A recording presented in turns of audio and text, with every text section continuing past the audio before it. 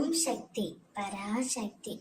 என் அன்பு தங்கமே, ஏன் இப்படி எப்பொழுதும் அழுது கொண்டே இருக்கின்றாய்?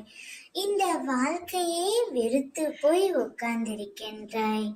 சரியாக சாப்பிடாமலும் சரியாக தூங்காமலும் என் தங்கமே உன்னை நீயே வருத்தி கொண்டு இருக்கின்றாய்.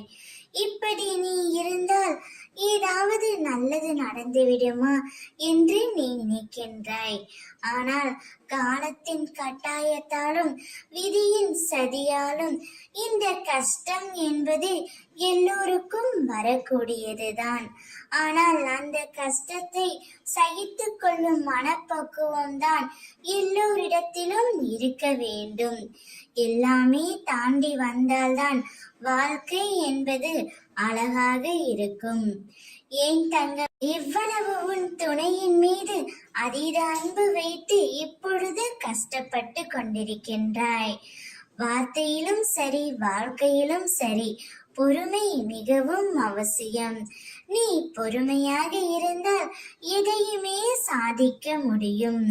உன்னை தேடி உனக்கான உறவு ஒன்று வரப்போகின்றது. அது உன் துணையாகவே இருக்க போகின்றார். உன்னுடைய துணையின் இல்லத்தில் ஒரு இறப்பு நடந்துவிட்டது.